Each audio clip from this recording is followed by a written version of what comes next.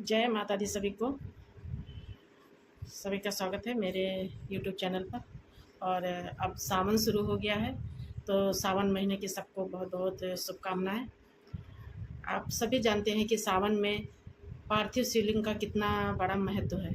तो आज मैं आपको बताऊंगी पार्थिव शिवलिंग की पूजा कैसे करना है, अपने घर में पार्थिव शिवलिंग की पूजा कैसे करते हैं और किस तरह से शिवलिंग बनाते हैं। सबसे पहले आप साफ़ मिट्टी ले लीजिए, थोड़ी सी, चाहे तो आप अपने गमले से मिट्टी ले लीजिए या फिर आप चाहे तो कहीं से भी जहाँ से आपको साफ़ मिट्टी मिले, साफ़ मिट्टी ले लीजिए और उस मिट्टी में थोड़ा सा गंगा जल डालकर मिट्टी को शुद्ध कर लीजिए। अगर आपके पास गंगा जल नहीं है तो उसमें थोड़ा सा दूध डाल के मिट्टी को शुद्ध कर लीजिए। और अगर आपके पास दूध भी नहीं है तो उसमें जल में बेलपत्र डालकर उस जल से मिट्टी को शुद्ध करके पार्थिव शिवलिंग का निर्माण करिए। पार्थिव शिवलिंग जो है ना, सावन में रोज़ बना के पूजा करना है। और अगर आप रोज़ नहीं बना सकती हैं तो सावन के सोमवार को ज़रूर पार्थिव शिवलिंग बनाएं। अगर आप किसी कारणवश सावन के सोमवार को भी पार्थिव शिवलिंग नहीं बना पाती हैं तो सावन में 2 शिवरात्रि पड़ते हैं, उस दिन आप पार्थिव शिवलिंग की पूजा ज़रूर करें। तो इस तरह से मिट्टी को सान के पार्थिव शिवलिंग की पूजा करनी है। पार्थिव शिवलिंग हम गमले में भी बनाते हैं, लेकिन गमले में एक चीज़ का विशेष ध्यान रखना है कि जब हम पार्थिव शिवलिंग गमले में बनाते हैं तो सिर्फ इस तरह से पिंडी बनाते हैं, हम गमले में जलाधारी नहीं बनाते हैं। लेकिन जब हम घर में प्लेट पर बनाते हैं तो हम जलाधारी भी बनाते हैं और पार्थिव शिवलिंग की पूजा करते हैं। तो मैं ज़्यादातर प्लेट में ही बनाती हूँ क्योंकि मैं अंदर बैठ के पूजा करती हूँ और ये मेरा पूजा का रूम है। तो अब मैं पार्थिव शिवलिंग बनाऊंगी और इस तरह से जैसे मिट्टी अच्छे से मिला लेंगे ना तो शिवलिंग बहुत बढ़िया बन जाती है। बहुत आसान है शिवलिंग बनाना। तो आज मैं आपको अच्छे से बताऊंगी पार्थिव शिवलिंग कैसे बनाना है और कब उसका विसर्जन करना है, कैसे तैयार करना। देखिए मेरी मिट्टी अच्छे से एकदम मिल गई है। तो अब जब इसका बनाएंगे तो बहुत बढ़िया सा शिवलिंग बन जाएगा। अब मैं शिवलिंग बनाऊंगी और उसकी पूजा करूंगी। तो आप लोग देखिए कैसे शिवलिंग की पूजा की जाती है, कैसे पार्थिव शिवलिंग बनाया जाता है और उसका विसर्जन कब किया जाता है। तो चलो चलते हैं, बनाते हैं पार्थिव शिवलिंग और करते हैं पार्थिव शिवलिंग की पूजा। सबसे पहले ऐसे हम एक थाली लेंगे और थाली में एक ऐसे कटोरी रख देंगे उल्टा करके। थाली में भी आप खाली बेलपत्ती रख के बना सकती हैं, लेकिन जब हम उस पर जल चढ़ाएंगे, दूध से अभिषेक करेंगे तो वो शिवलिंग खराब हो जाएगी। इसलिए हम एक प्लेट ऐसे उल्टी करके रख देंगे और उसके ऊपर ना हम ऐसे एक बेलपत्ती रखेंगे और बेलपत्री के ऊपर हम अपना अच्छा सा शिवलिंग बनाएंगे।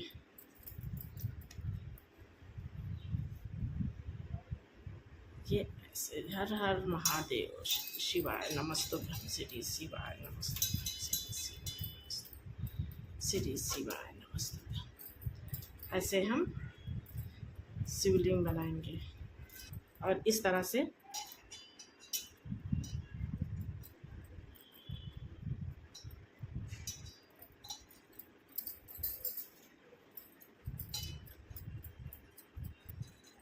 आप चारों तरफ से इसकी जलाधारी बना दीजिए। और शिवलिंग जो घर में पार्थिव शिवलिंग का जब निर्माण किया जाता है, पूजा की जाती है, तो एक चीज़ का विशेष ध्यान रखा जाता है कि शिवलिंग जो है ना, रात होने से पहले ही विसर्जन कर देना है। गमले में मिट्टी उठा के विसर्जन कर देना है। शिवलिंग को रात में बना के नहीं छोड़ना है। इस बात का आप हमेशा ध्यान रखना कि शिवलिंग को रात में बना के नहीं छोड़ना है। दीपक जब तक जलता रहेगा तब तक ठीक है, और फिर शाम होने से पहले ही आप इसको विसर्जित कर देना। इस तरह से देखिए हमारी कितनी सुंदर शिवलिंग बन गई है। ऐसे आप शिवलिंग का निर्माण कर दीजिए। हर हर महादेव, श्री शिवाय नमस्तुभ्यं, श्री शिवाय नमस्तुभ्यं, ओम नमः शिवाय, ओम नमः शिवाय। ये देख ले हमारा कितना सुंदर शिवलिंग बन गया है। और इस पर आप एक छोटा सा सर्प भी बना के लगाएंगे। ये बन गई है हमारी शिवलिंग।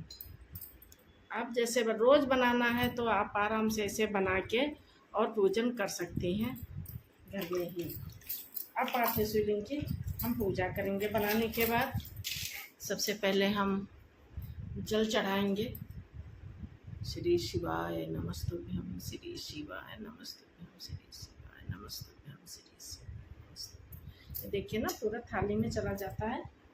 फिर उसके बाद हम गाय के दूध से अभिषेक करेंगे। श्री शिवाय, ओम नमः शिवाय, ओम नमः शिवाय, ओम नमः शिवाय, ओम नमः शिवाय, ओम नमः शिवाय। दूध से अभिषेक करने के बाद फिर हम साफ जल से स्नान करवाएंगे शिव जी को। शिवाय नमस्तुभ्यं, श्री शिवाय नमस्तुभ्यं, श्री शिवाय नमस्तुभ्यं, श्री शिवाय नमस्तुभ्यं। उसके बाद हम करेंगे शंकर जी का श्रृंगार।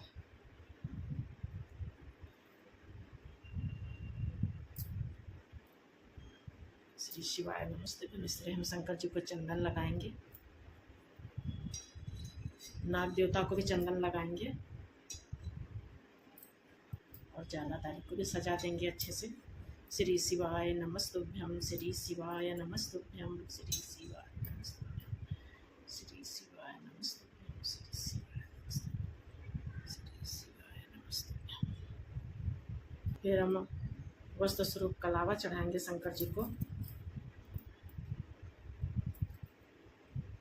इस तरह से हम कलावा चढ़ा देंगे।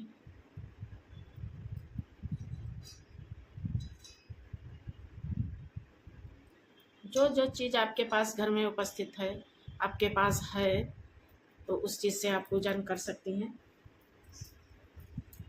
और जो चीज़ नहीं है उसके लिए आप भगवान से माफ़ी मांग सकती हैं। इस तरह से आप लाल चंदन भी हम लगाएंगे शंकर जी को। लाल चंदन शंकर जी को बहुत पसंद है। ये लाल चंदन है। श्री शिवाय नमस्तुभ्यं, श्री शिवाय नमस्तुभ्यं या ओम नमः शिवाय का जाप करती रहें। शिवाय, ओम नमः शिवाय, ओम नमः शिवाय। शंकर जी को हम बेलपत्र चढ़ा देंगे। श्री शिवाय नमस्तुभ्यं, श्री शिवाय नमस्तुभ्यं। शंकर जी को हम धतूरा चढ़ा देंगे। श्री शिवाय नमस्तुभ्यं, श्री शिवाय नमस्तुभ्यं। पुष्प चढ़ा देंगे शंकर जी को। श्री सावन का एक नियम होता है कि सावन में 108 शंकर जी को कुछ भी चढ़ाना होता है। चाहे आप चावल चढ़ाएं, चाहे आप मूंग चढ़ाएं हरी, चाहे आप पुष्प चढ़ाएं। तो मैं चावल रोज चढ़ाती हूँ 108। एक दिन पहले ही गिनती करके रख लेती हूँ। श्री शिवाय नमस्तुभ्यं, श्री शिवाय नमस्तुभ्यं, श्री शिवाय नमस्तुभ्यं। इस तरह से हम चावल चढ़ा देंगे। हरे मूंग भी शंकर जी को समर्पित करेंगे। श्री शिवाय नमस्तुभ्यं, श्री शिवाय नमस्तुभ्यं। काले तिल भी शंकर जी को समर्पित करेंगे। श्री शिवाय नमस्तुभ्यं। और अब हम करेंगे शंकर जी की आरती।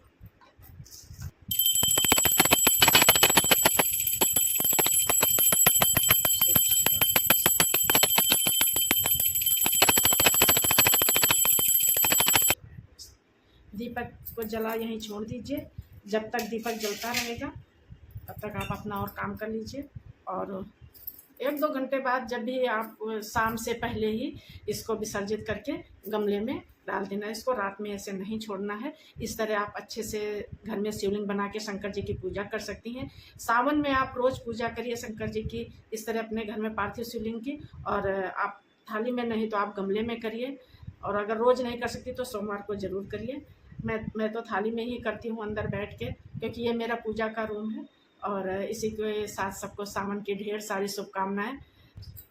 ओम नमः शिवाय, ओम नमः शिवाय।